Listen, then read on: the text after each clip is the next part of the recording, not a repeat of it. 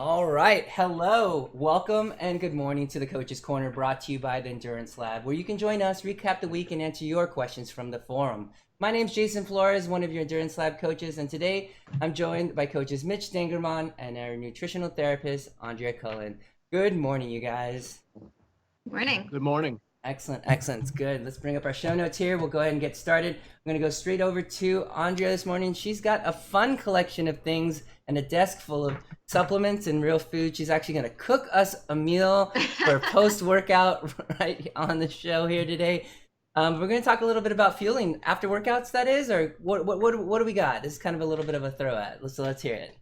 Yeah, well, I just thought we'd keep on a theme of introducing people to a few things every week that it's easy to see and learn rather than to just hear the words and never try. So I'm just like grabbing things randomly from the kitchen that's topical for me. So protein, we always talk about protein for recovery.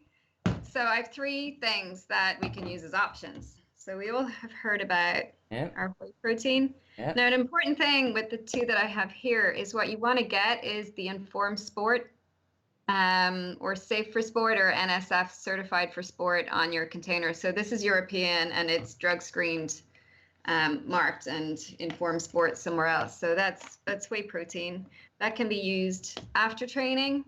If you're short on time and you have certain sessions that require a little bit of protein, which will almost nearly link into what you're talking about later, Jason, at the end of the show. Sometimes a bit of whey can be helpful, or in baking, pancakes, muffins. You can make a whole load of things with whey protein. I don't believe we should rely on these things, but they're really, really handy to have in the cupboard. So this is what Garen uses. He uses the whey. Now, not everyone is into whey. I don't know why. Whey is an awesome food. I would consider whey a food, not a supplement, a food extract. But there's also vegan proteins. So this one, the Garden of Life one, is actually certified safe for sport. It's the first time I've tried this one. I like vegan proteins for some reason. I just prefer the flavor. It's not that I'm anti-dairy. Previous to this, I've always used the Vega Sport brand. So I was just giving this a trial. So it has your blends. Actually, they're kind of the same. I think one is kind of copying the other, and I think Vega got in first. But it has your pea protein, your navy bean protein, sprouted lentils, sprouted garbanzo beans, which we call chickpeas, cranberry protein. I think it also has turmeric and bitter cherry in there. Probably not a huge amount. So that is another option for your recovery. And if you don't want to do that, and a lot of swimmers that I work with, they do this. So your chocolate or vanilla milk. Yeah. So how do you guys use, what do you do? Mitch, go ahead. Yeah. So I'm not the best guy. Contrast. Yeah, contrast here. So I mean, I'll sometimes default to the chocolate milk. I've got a good recovery powder that I'll mix shakes with if it's like a really long, kind of harder workout. But a lot of the time, if it's not that hard of a workout, I'm just kind of having a normal breakfast. Costco's got these things right now. They're almost like these little dense cakes with like chia and some other things in them that I'll have those because they're just so easy to go on the go. I'm usually a very, really compressed schedule in the morning, so it's what I can grab. Is it an energy? Is it like a rectangular energy? No, they're little circles. I'll bring them next time. Yeah, I have to take a look. I think the other thing I'm thinking of is it's like an Aussie bite or something. It comes in like, that's what it is. There it's you Aussie bites. Okay, there you go. There's a couple good samples from the weekend I remember trying. That was one of them. They're tasty and they seem to they put a ton of calories in a small amount, so you have to be really careful because like one of them is 130 calories. It's only this big. Yeah. And the only rough part, we're off track here, is the chia seeds, right? You invariably get them in your teeth and then they grow and you get these little gelatinous circle things stuck in your teeth. Baby bobas. Oh my God! I guess going even further off track. Did you hear that story in is it Hong Kong or in China? Somebody got 128 boba stuck in their like intestines. Yeah. Oh my God! She was drinking way too many bubble teas in a quick succession, and she got like constipation. And it was a bunch of bobas stuck in her gut. Do you know what these are, right, Andrea? There's little bubble. I have no clue what you're talking about. Tapioca balls. Yeah, large tapioca balls, like about a quarter inch or so. and we put them in drinks, like sugary drinks, and people drink them. And this girl had drank a godly amount. But I would say you probably have to ask your daughter, Mitch. There's has to be at least 50 in a drink. So that's what I didn't get because there's a good amount. Like you have a drink Uh-huh. and about this much is Yeah. pearls. So I mean, that's got to be Yeah. I'm still trying to figure out how it happened because I mean it's Yeah. just they're literally just like sugar and tapioca, I think is what they are, and you boil them and you store them Yeah. in like a honey water. There's like a starchy thing, and then it was very serious. A pediatrician came on board, talked about constipation and and non-digestible starches, and I was like, wow, this is. But anyway, so now it's dangerous to have boba, so you have to be careful. No tapioca pearls. But all right, so I guess on my end, I do a couple different things. I do enjoy cooking. I do morning workouts, so breakfast is with Ryland, my 6-year-old now. So cooking and things we do enjoy in the morning. So the balance has been different over the years, depending on the intensity. Definitely more carbohydrates than protein post workout for me. But kind of on a normal basis, let's say like for example today on a more of a rest day, it'll be a lot more proteins than it is carbohydrates. So we do a lot of eggs. Eggs are really easy. I like to count. They're like 5 or 6 grams each, so I can figure that out how much I have. Try to get a big load in the morning, and that's very useful. On the go, like from like a race day or a weekend where I'm traveling, like I was 80 minutes away from the house. I'll bring something that has essentially just simple sugar powder and my protein powder, and I'll mix it to the ratio that I want after, so I can have that right after I get off the bike when I get back to the car, and then I could have whatever's at the expo and that sort of thing. And a lot of times, I'm very measured, so I just know that I'm going to get that in. And then the other protein that I use is a casein protein. So whey protein is that full combination when they take everything out of the milk, you get all that protein. And casein is from that portion is a much more slower releasing protein, so I'll do that a lot of times in the evening. And Mitch, actually, I maybe haven't mentioned this to you. I don't know if you still do a lot of snacking in the evening. This has helped me quite a bit. And so, because my wife's up a little bit later, so I'll kind of try to hang out. And she's always snacking something, this, that, or the other, because she has a later meal. But I'll have like this casein protein, and it helps me through that and not feel, because I'm up a little bit later, feel hungry. And then it also helps into the evening because it's such slow release. So those are kind of my two. I do whey, real food, whey protein post workouts, and then casein for those evenings. They've been really good. Yeah, casein is awesome. It's in cottage cheese will have a similar effect. Right. As a snack, and the approach that you're describing is the one that everyone should be doing, and Mitch as well, with real food as often as possible. Yep. And that these are in the cupboard for emergencies because they are food supplements. So they're when we're stuck, when we're traveling, when we're short on time. That's where using them in pancakes or adding whey into your oats can even be a slightly better step if you haven't time to make the egg, because at least you're getting the real food with that. Because real food just contains so much more. It's got your vitamins, your minerals, your antioxidants, your fiber. And I feel it satisfies you just in a different way because your body's getting what it needs. So often you see the younger generation in the gym and they're all carrying around they cannot leave the whey protein aside. And they're overdoing it, and they're actually, as much as they're trying to gain bulk, they're gaining fat as well, because whey is very insulin promoting. So if you overdo the calories, you're just going to get fat. We're not going to die if we leave the whey protein to the side and go on real food for a bit too. So what else have I got? Real quick, Andrea. So I also default to a Greek yogurt in the morning a lot. Really mainly because of the calcium. Because I know I can get calcium from like a lot of the greens, like broccoli. We have a lot of broccoli in our house. But for me, I had like a bout of stress fractures years ago. So I'm always really cognizant of making sure I actually get some calcium when I start running again, so that I can actually help my body. Well, with bones, we need so much more than just calcium. We need the vitamin D and vitamin K to help, and magnesium. So it's calcium, our dairy. There's more as well that we can, like your dark leafy greens, getting your sunshine, getting your vitamin D levels checked, and maintaining a balance between the magnesium and the calcium is going to be important. But The calcium in dairy is really interesting because they found that the calcium in dairy, so when we eat like a lot of cheese products, tends to block the fat absorption actually. And they found that people adding, good quality dairy or cheeses into their diets, it can be helpful with weight loss. I think that's a gut mechanism where it's kind of absorbing it and preventing it all being absorbed. I might need to check on that. So yeah, if dairy suits you and you're going for good quality, I've no issue with that. But some people, not everyone's great on dairy, and then there's the whole debate, grass-fed, quality, et cetera. Yeah. But that's good, and it's giving you some protein. So the Greek yogurt or the high protein content yogurts or cottage cheeses are your better options, and trying to get some live probiotics in there, some bugs. Yeah, I take a probiotic at night now, actually through the day, so. Which is pretty cool. And I'm sure probiotics are linked with good gut, good bones as well. They do everything. You're muted. I was like, whoa, what else did we have there? Thanks. Yeah, what else did we have? Yeah. So on the theme of trying to keep protein intake up, and we've quite a few vegans and vegetarians on our forum, and a lot of us endurance athletes, some days we don't need quite so many carbs, but we love them. So what we do in our house is we have a lot of bean pastas.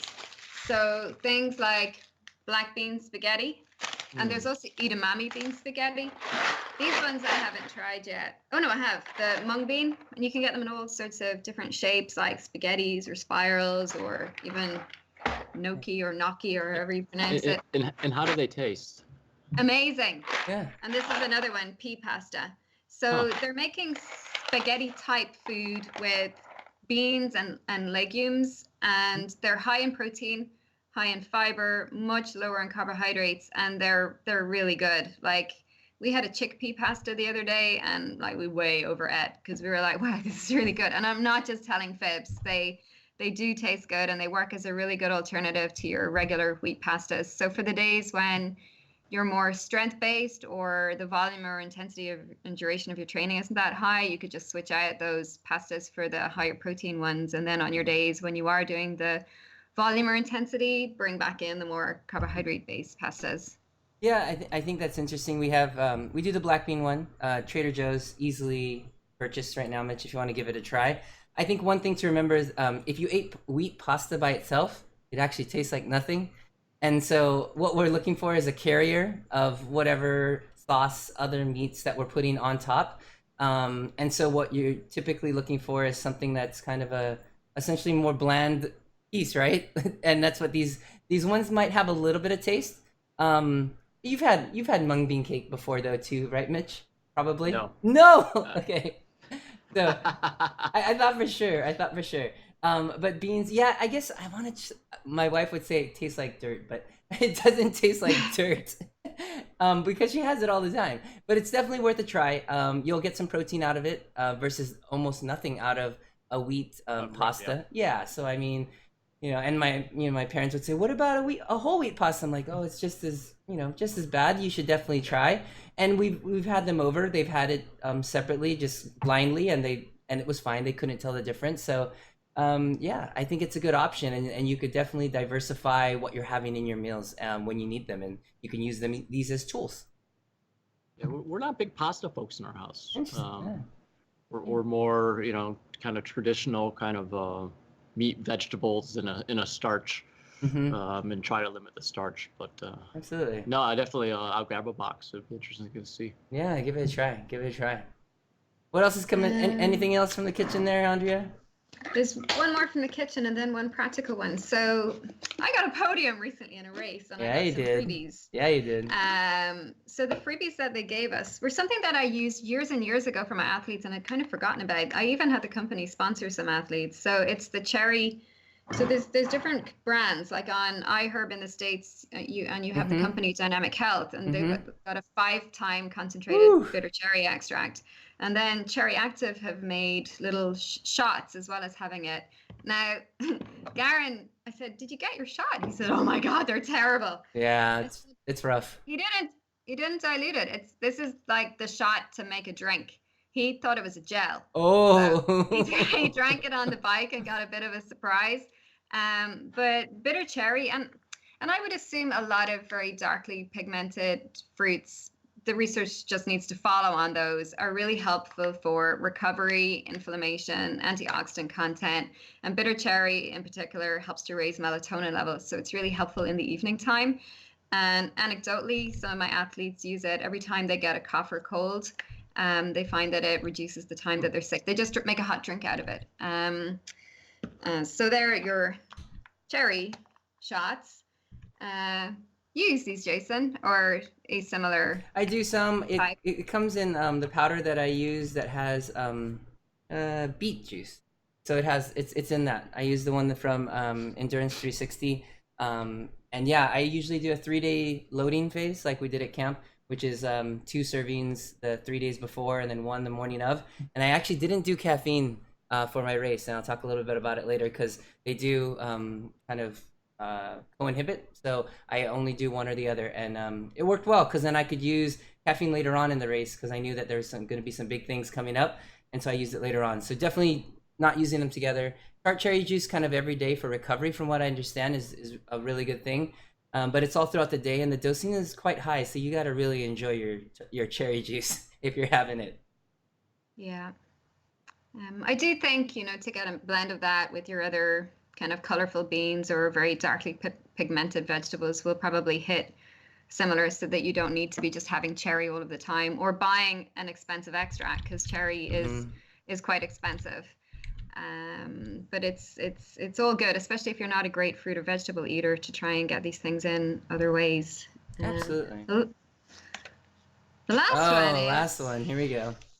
Physio Tape. So us girls, and especially the runners, tend to have awful problems with the garment on our chest bone, creating really bad cuts and scars. And I've seen people use all sorts of weird ways and wonderful ways, or expensive wound care plasters. But I find the Physio Tape, just 2 inches of that underneath the garment, saves a lot of.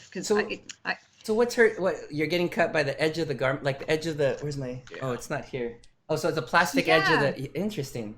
It just tends to slip out under your sports bra sometimes, or even when it's under the sports bra, it rubs. And it actually happened to me in my last race. Even though I had the tape, the garment hit under the tape, and I'm cut raw, and it's actually so painful to try and heal it up. And I know it happens quite a few women. It's probably less likely to happen on the bike because you're not moving as much, but running, it's and I find the Physio Tape, it's very inexpensive way to prevent that, where some people use like melanin plasters, the special wound care plasters that have the window in the middle, but they're almost $1 a bandage, so obviously that's going to get expensive. Yeah. Have you guys seen I saw maybe just 1 or 2 people with the armband for heart rate, like under their kit? Yeah, I think Ian's, we will have to ask Ian about it. I think he has one that he uses or tries, but that's really interesting. But that's an interesting use of Physio Tape also. I find it useless for anything else. That's pretty funny. I did see somebody, where was it? Oh, Soup Plantation. So this is like an all-you-can-eat like salad buffet, and some lady had it like around here, up the side, on her hand, and she was like holding her plate. I'm like, yeah, she's ready to hold like several plates at the buffet. Like, yeah. I was like, and it was colorful too. It was like, blue and green, and I was like, man, that's really helping, I think. But yeah, there was a meme with KT tape from the last weekend. I can't remember what it was, but it was someone who was, God bless him for being out there and doing the race. I know you're talking about. The whole back was full of tape, and the person was way out of shape. Yeah. And so God bless them for being there and participating and trying to better themselves. But yeah, the KT tape was way. I mean, they might as well. They were almost like a mummy. It was insane. Yeah, and the meme was like Angie, I think we need to throw the towel in on this one. Like she was at the starting line, like at the water, like just like ready to go. Yeah, I think I remember that one. That's pretty interesting. All right, so we got a little bit about fueling after workouts, looking at real food meals versus and milk as a good option. Whey, some casein proteins, looking at that. Looking at a vegan option.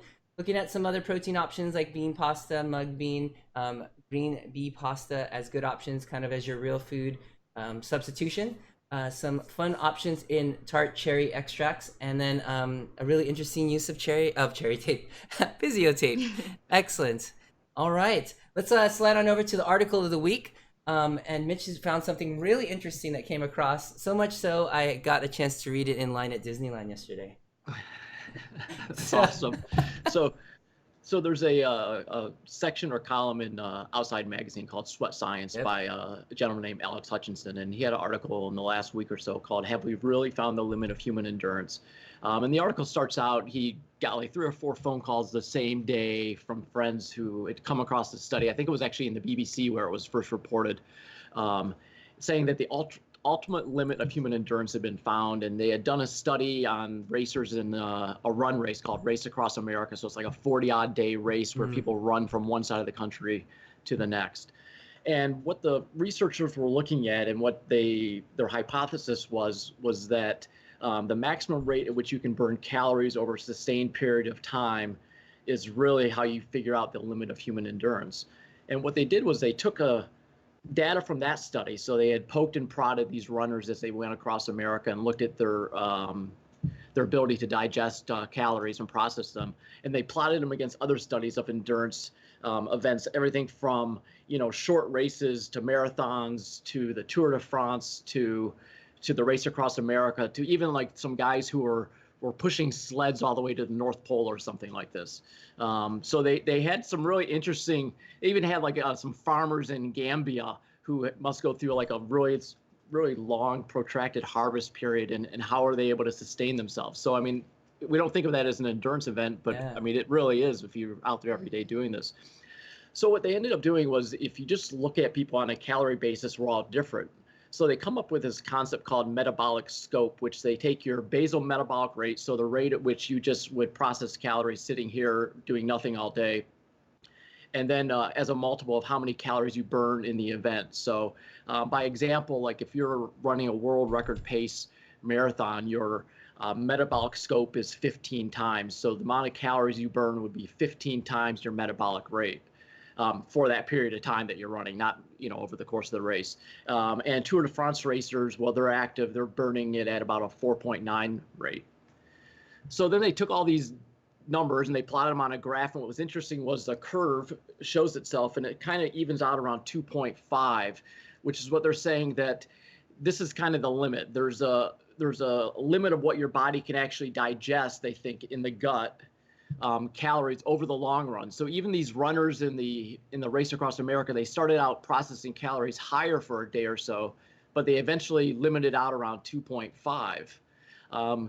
They also looked at another study. This is what I thought was really interesting, was so they looked at it first from what are athletes doing, but then they looked at a study where they forced gluttony on people to see how much can the body actually process. If you just do that McDonald's experiment, that guy, remember that movie? If you just try to eat a ton every day, is there a limit to what your body can actually handle? And that came out to around the same number. So over the long run, they think there's kind of a hard limit, and I'm sure it's a little different for everybody, but it's around 2.5. But then I think what's interesting is the study talks about the fact that now once you know this, is there something that's trainable? Can you actually work with your body, or are there ways that you can, over the long run, improve that number? Or are we all kind of just limited at some hard number what our gut can actually digest? Wow. So, Andrea, for reference, what's a metabolic rate for somebody? 2,000? What numbers are we kind of talking? 1,500? What would be? No, lower than that, because basal metabolic rate it's like nothing, right? It's you lying flat on your back, not thinking, not doing, just the bare essential for your body to tick over with the essential functions. So there's really 1,500-1,600. It would depend. It would be a function of your muscle mass, and obviously your size. So yeah. Wow, I can't imagine 4,500 calories on it, but that's an all-day. That's like an all-day trek then. That's what they were saying, was these guys who are doing the sleds in Antarctica. Over the long run, they went down to this level, but they were losing weight. Right? It doesn't mean that you're. I mean, if you can only process over that amount of time, Yeah. 45, say, you know, I'm sure these guys' basal metabolic rate was higher, but that also means they're burning more calories. Right. But they would have had cold extremes and probably, would they have been at altitude? No, Are you at altitude? You're not. You're not the it's race. not like Not the they're race climbing- against. Not the race against America, but. But in the extremes, like if Yeah. you're climbing Mount Everest and stuff like that, Yeah. you know, so you're going to have an elevated basal metabolic rate. But obviously, do you think it's just the body decides? You know, I'm not a machine. Yeah. This is the level of in versus out, and I'm going to slow you down to match what can go in. Well, that's what's interesting is it's over the long run, right? Like the Tour de France racers for 22 days. 22 days, right? And it's not all day, right? I mean, it's most of the day. And they also talked about, you know, is the content of the calories. If it's gels or sports drinks, does that allow you to go a little higher because it's, I guess, easier to process? Right. You're doing gastric tubes when we're out doing racing. You know, we just be pumping it straight past or into the bloodstream. IV.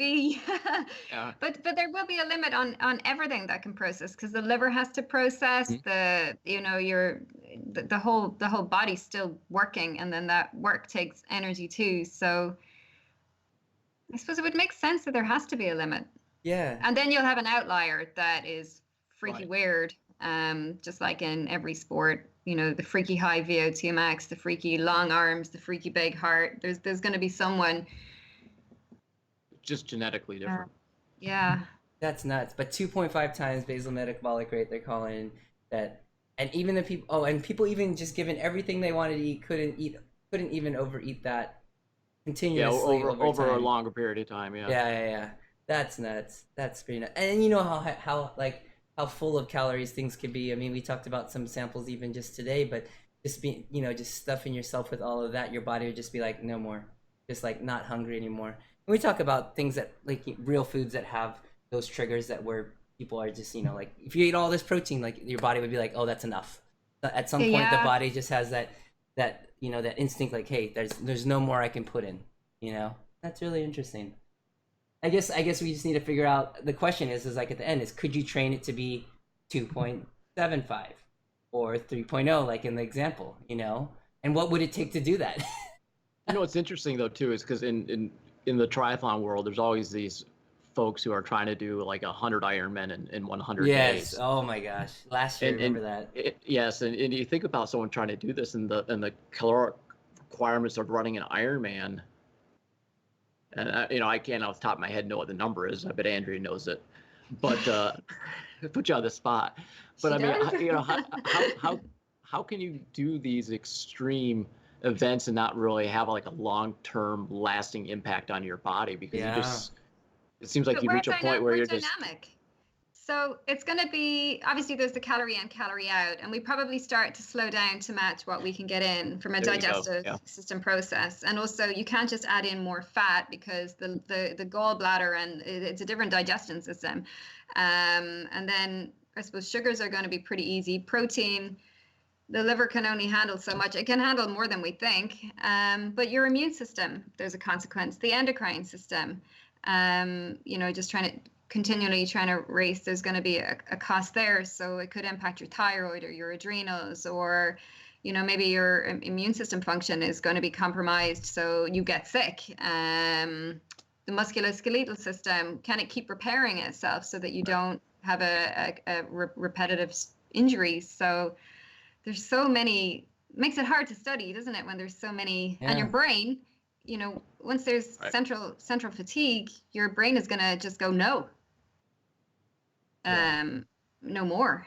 I'm going to call it, because it's like where we can do superhuman feats of strength, but they're only called in when we have we want to save someone's life, or we need to lift the bus and stuff like that. So I think the brain is a big limiter, because or something is making smart decisions. I don't know. I don't know enough. It's curious and fascinating, and you want the scientists studying this to be well versed in multiple body systems to try and tie it all together. So not just the gut physiologist, but the guy who can look at the immune system and the musculoskeletal system and the turnover and repair of bones and ligaments and tendons and all sorts, and tie it all together.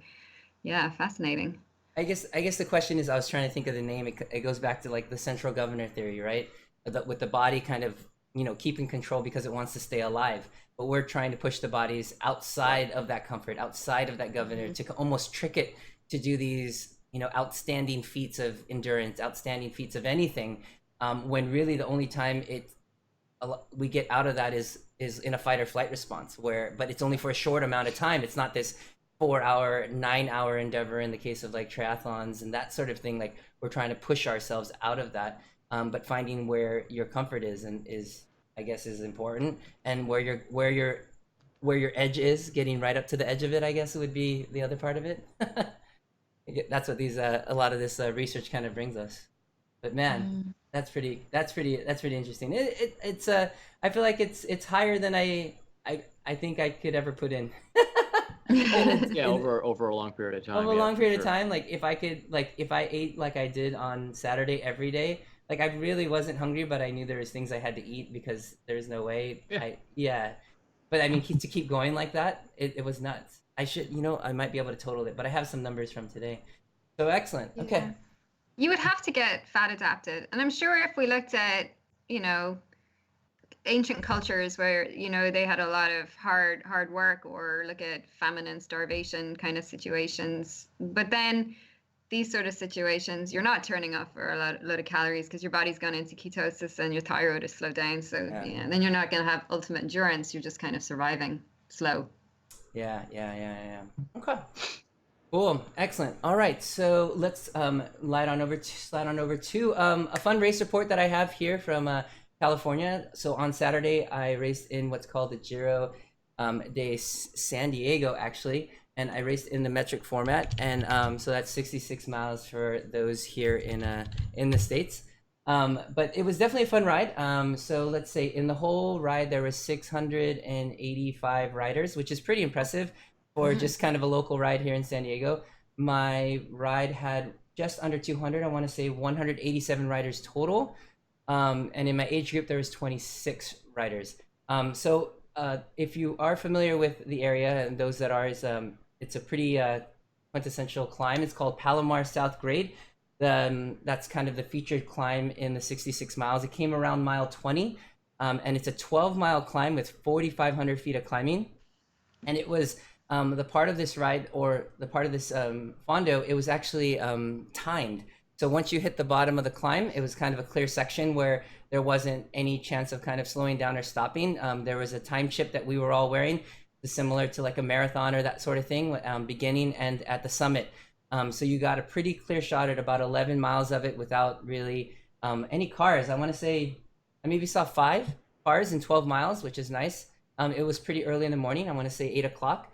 And even in the run-in, we had CHP for the almost 20 miles. So we didn't hit a light for 20 miles, which was pretty awesome. It was only supposed to be for like 9 or 10, but for whatever reason, it went a little further, and really just the right turn to the base of the mountain at like 19.6. We slowed down just a little bit, and we were just on the gas. The front group was going so quick that we missed the first water station because they weren't ready for us. So we just had to keep going. We just had to keep going. But luckily I had enough on. I had enough for 4.5 hours in my pockets. So I brought that, and then I had a bottle and a half by the time I got to the bottom of the base of the mountain. Luckily there was food and water at the very top. But it was really interesting. So the 100-mile ride and the 66-mile ride rode together, like in the same like corral. So I had to really be careful of who I was kind of watching, like colors. And it was interesting because we kind of, just like on a Zwift race, you kind of ride with that group ahead of you, and you kind of try to keep pace and kind of use them all. Well, a lot of us were all in the same idea, is like, use the guys that are going longer. If they're going to go harder, we're going to follow them. So a lot of us, like 66 guys, were just kind of following that and keeping eyes on each other. But really, when you got on the grade at 8-10% for 12 miles, like everyone just kind of gets separated and you get into your own world. It was a crazy mental ride. And I was talking to Ian before it and kind of like pacing it out, and I was doing the math like halfway through. I'm like, man, I don't think I've done like 90 minutes of SST. And I'm like, that's kind of my goal right now. I'm like, holy cow. Like, I'm like 45 minutes in. I'm like, okay. I'm like, I think I need to dial it back. And so I'm just under SST, like 80% now. And I'm like, man, I'm only about halfway through, and like now I got 80 minutes planned for this. I'm like, okay, I better dial it back a bit. And then it got really steep, and luckily I brought enough gears, which I was 34. So beautiful, 1-to-1, is able to use that, be able to stand a little bit to kind of loosen up. But just couldn't wait for this thing to end. Nobody could, even the guys, even the fast guys were just like, glutton for punishment. And luckily there was a beautiful rest stop at the top. But for the guys doing 105, they went down the other side and did a bunch of climbing on the other end. But for us 66ers, we got to go down 12 miles going downhill. Nice. So I definitely had the GoPro on for that and loved that. But if the final statistics of climbing was 7,700 feet. So somehow between the 4,500 feet wasn't enough. They figured another to get us to 7,700. So right around, I want to say 42 miles, there was a 3-mile climb that people were walking. And only half a mile in, people were walking, and you're just like, you could just see it as it went up, and you, oh my God, is that how high we're going? And it was, horrible. But overall, really excited group of people to ride with, and people from all over, hours away coming to ride this ride, because it's definitely a bucket list ride. So I definitely recommend it. And I don't think I would have pushed myself. I was trying to think. I don't think I would have pushed myself if there wasn't as many people there and there wasn't as many carrots on the road to be like, oh, who's the next person? Right. Who's the next person? And then as we got to the end, it got kind of thinned out. So we were trying to find groups. And I had gone through, say, 5 times of like cramping both legs, ran out of apple cider vinegar to drink, like nothing else to have. But for whatever reason, in the last 5 miles, 10 of us managed to put in like actual like trains of people like going at like full out pace before the end of the finish line. I don't know where it all came from, but everyone was like really excited and pulling each other. So that was kind of fun getting to the end. When we got to the finish, I was surprised there wasn't as many people back, but I guess from our ride, there had only been about 25 or 30 people in out of the 185. And so I had no idea where I was at. I just knew I saw a bunch of people coming down the hill as I was coming up, and so I knew those people obviously were ahead of us, but I couldn't tell how many, and I don't even remember how many people I saw. But it was a great, beautiful day. It was like 60, 65, 68. Very like, I think I pay for my sunshine tax here in California to have that weather. But it was a fun ride overall. But 7,700 feet in 66 miles is definitely a big chunk, a big to bite off, and but it was a good day. So fueling came into question of what I had, and I did some SIS gels, and I mixed that with real food. I did real food early on, and whenever I could, I had more time to eat. So down flats, I would eat. I made these bars which have raisins, dried mangoes, and nuts. Kind of simple, and they have about 30 grams of carbohydrates in each. Pretty small square, about an inch so across. And then an SIS gel with about 22 grams. So anywhere between that combo of two, so 50-ish in like gels and food. And then I was drinking Scratch, so that's about 30 grams a bottle. I've been trying to train to get up above, I normally run around 30 or 40. I wanted to make sure I had more than that. So that's about just around, if I got it all in, it'd be 44 with 2 gels, and then 3, 4, 5, 7, around 70 grams of carbohydrates. And I don't know how I can get more, because I felt like I was eating every 30 minutes, which is what I set my timer for. I mean, the only other thing would be this for every 20, but then like there's always something going on. Like, I had to get with that group, or I had to like figure out my pacing, and like at SST or even like just below it, 75 or 80%, like the guys that dial in like at Ironman, like at 75%, I don't know what it is, you guys could tell me. I had a hard time eating at that pace. Like anything above, like if I couldn't get off the gas, I really couldn't eat like on pace.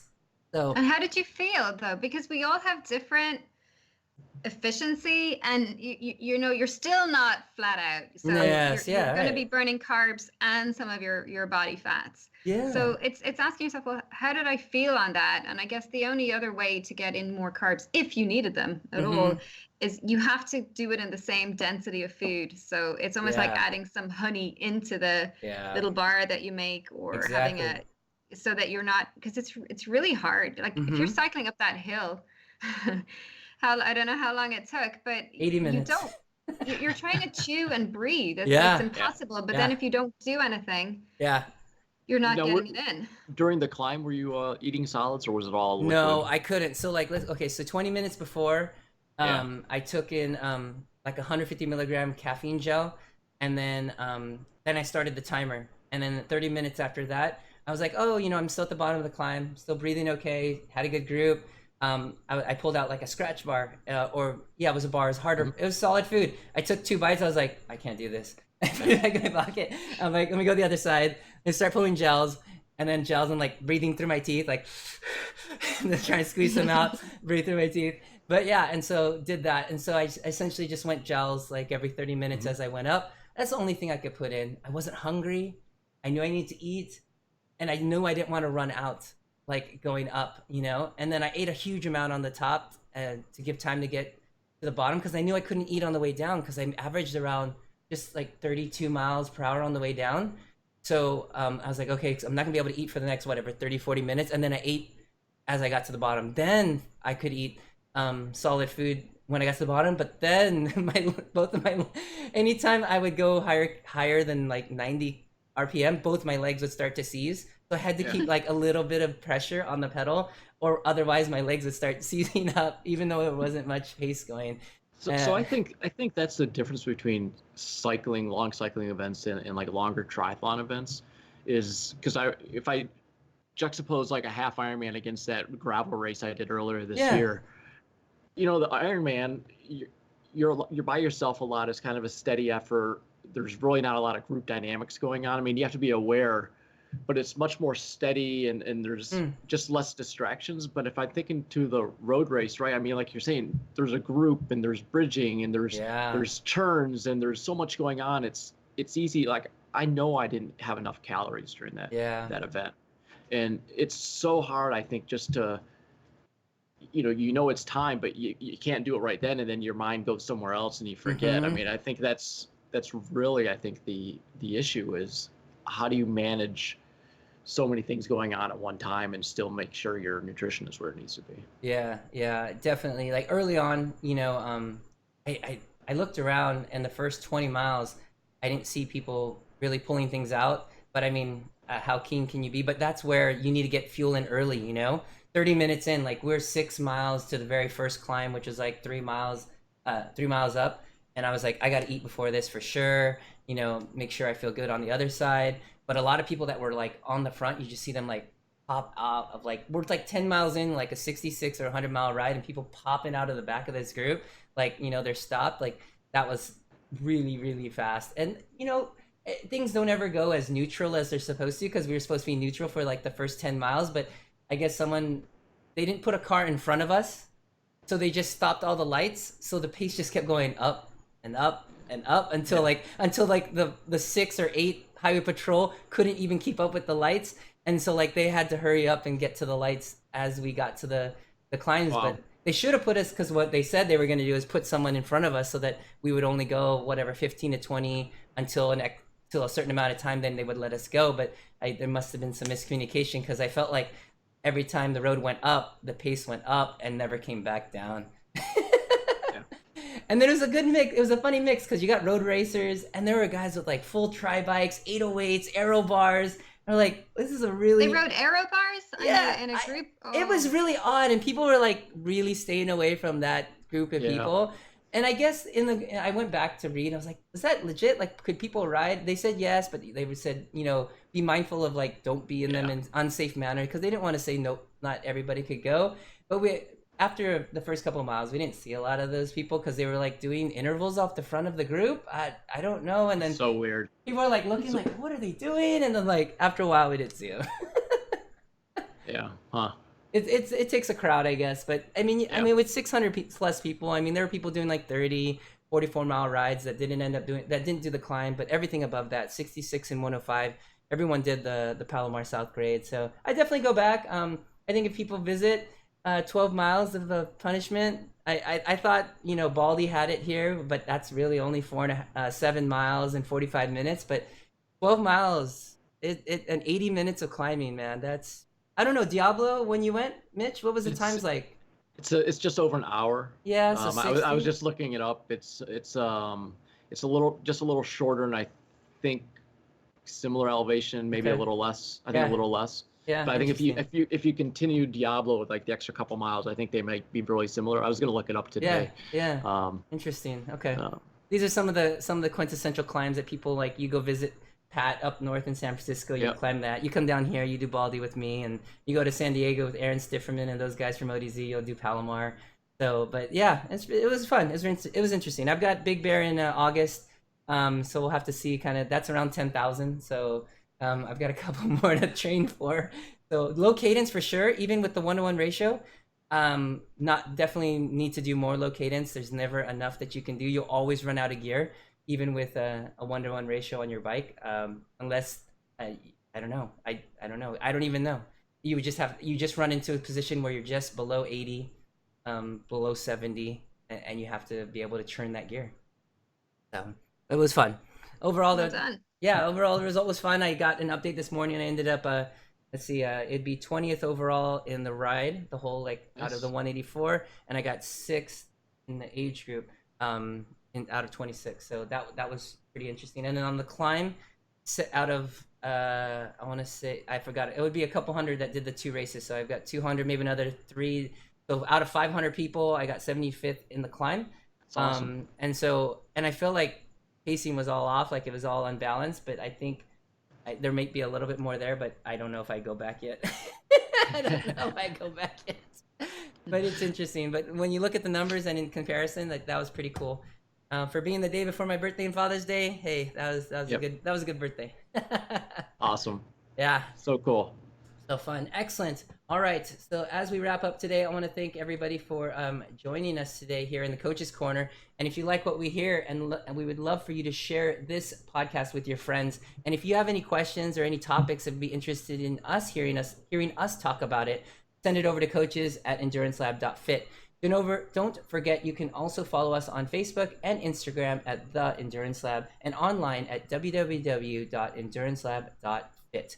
We'll catch everybody on the next episode, and thanks for joining in. We'll see everybody later. See you guys. Bye. Thank you.